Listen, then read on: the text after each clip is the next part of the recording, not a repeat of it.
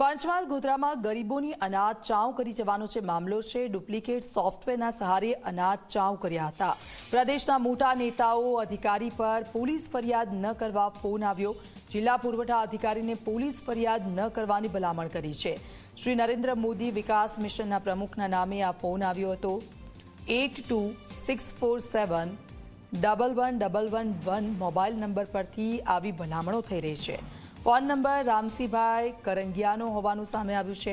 મહત્વનું છે કે ગરીબોનું અનાજ ડુપ્લિકેટ સોફ્ટવેરની મદદથી સગેવગે કરવાના ગંભીર ગુનામાં પોલીસ ફરિયાદ કરવી જરૂરી છે, પરંતુ આ મામલે પોલીસ ફરિયાદ ન કરવા જિલ્લા પુરવઠા અધિકારી એસટી મકવાણાને ફોન આવતા કેસમાં નવો વળાંક સામે આવ્યો છે।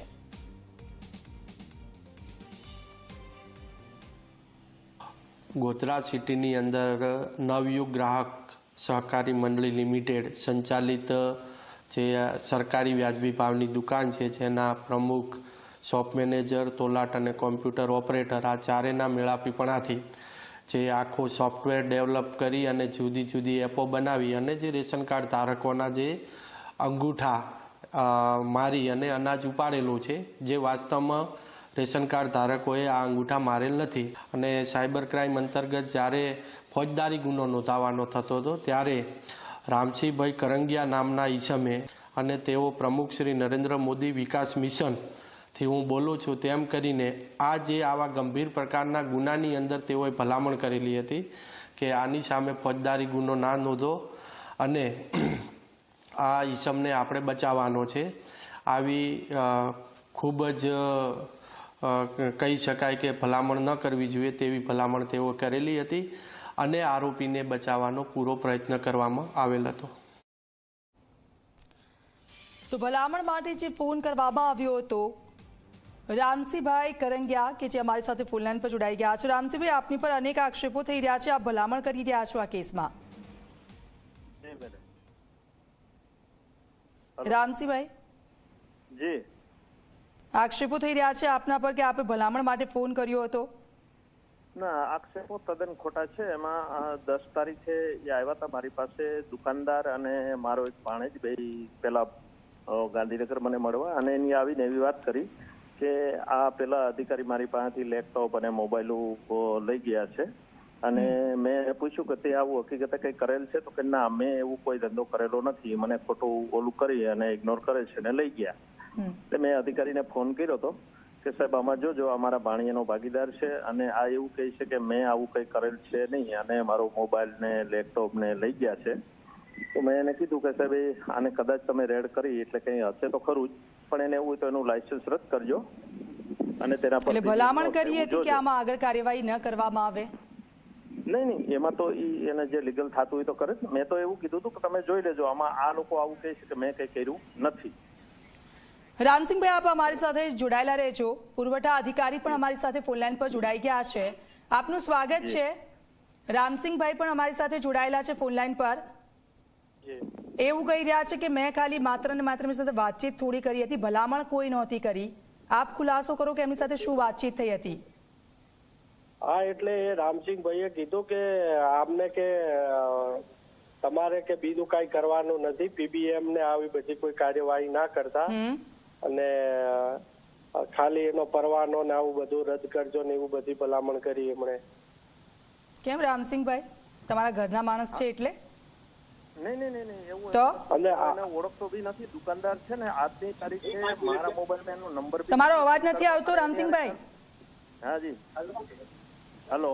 હા, ભૂતકાળમાં આ જે દુકાનદાર છે એની હારે હું કોન્ટેક્ટમાં બી નથી, એનો નંબર બી મારા મોબાઈલમાં નથી। મારો ભાણિયો લઈને આવ્યો હતો એટલે મેં ભલામણ કરી, મારે એ દુકાનદાર હારે કોઈ લેવા દેવા નથી, કોઈ સગો નથી થતો અને ભવિષ્યમાં બી મારે એની હારે વાતચીત કરેલ નથી। એને તમે કોલ ડિટેલ બી કઢાવી શકો છો। તો પછી બીજા ચાર્જ લગાવવાની જે વાતચીત ચાલતી હતી એમાં તમે એમ નામ કેમ પાડ્યું? કેમ નામ પાડ્યું? ના કેમ કહ્યું કે એવા બધા ચાર્જીસ લગાવવાની જરૂર નથી? નહીં, એટલે એને એવું કીધું કે મેં આવું કશું કરેલું જ નથી, મને ખોટી રીતે દબાવી અને મારું લેપટોપ ને મોબાઈલ જટી ગયા, મેં આવું કશું કર્યું નથી, આવો અરજ કરાવીને ત્યાં બોલ્યો હતો। એસટી મકવાણા અમારી સાથે ફોન લાઈન પર જ છે। શું આ રામસિંહભાઈ કહી રહ્યા છે સાચું છે? ના, ક્યાં સાચું છે? એમણે તો કીધું ને કાંઈ કરવાનું જ નથી થતું કે અને તમે એ રીતનું કે જોઈ લેજો ને એવા જાણે હુકમ કરતા હોય એ રીતે વાતચીત કરતા હતા ને શું કહેતા હતા? ભલામણ કરવાની ક્યાં જરૂર જ પડે છે? કારણ કે એ તો આખો બોગસ આખું ગરીબોનું અનાજ છેલ્લા મૃતક પામેલા છે એમનું પણ અનાજ કોઈ ફિંગરપ્રિન્ટનો ઉપયોગ કરીને લે છે. તો આ તો બહુ મોટો ગેરકાનૂની અને ગરીબોનું અનાજ જે ખાઈ જાય છે, બરાબર છે, તો એમાં તો ક્યાં આવી ભલામણ કરવાની જ આવે? તો કાયદેસરની જ કાર્યવાહી કરવી પડે. મેં એમને કીધું એમાં જે છે કાયદેસરનું જ થશે. તો કે ના પીબીએમ ને એવું ના કરતા કે તમે. રામસિંહભાઈ, આપણે આખી વાત સાંભળી? હા, મેં સાંભળી બધી, અને મેં એને એવું જ કીધું હતું કે સાહેબ આ એવું બોલે છે કે મેં આવું કશું કરેલ નથી. પણ તમારે ભલામણ કરવાની જરૂર શું પડી? ગરીબોનું અનાજ જે લોકો ખાતા હોય એ લોકોની ભલામણ તમે કરી રહ્યા છો. રામસિંહભાઈ, મારી વાત સાંભળો મેડમ. હું છે ને નરેન્દ્ર મોદી વિકાસ મિશન એક ચલો ગાંવ ક્યોર આપે તો આવા લોકોને બહાર લાવવાના હોય. અને નહીં, મારી વાત સાંભળો. મેં એવું નથી કીધું કરેલો છે અને તમે એને છોડી દેજો. ઈ માણસે આવીને એવું કીધું કે મેં કશું કરેલું. એ માણસે કીધું એટલે તમે વાત સાચી માની લીધી? પુરવઠા અધિકારી કહે છે એની વાત તમે સાચી નથી માનતા? સાચી માની નથી લીધી મેં. એ તો અધિકારીને જોવાનું માનો કે એની પાસે પ્રૂફ છે ને કરેલું છે, તને સજા થવી જોઈએ. હું માણસને ઓળખતો નથી. ભવિષ્યમાં મારે એની હારે કોલ ઉપર કોઈ વાત થયેલ નથી. આજની તારીખે મારા મોબાઈલમાં એનો નંબર નથી. તો પછી તમારે ભલામણ કરવાની જરૂર શું પડી રામસિંહભાઈ? હે, તમારે ભલામણ કરવાની જરૂર શું પડી?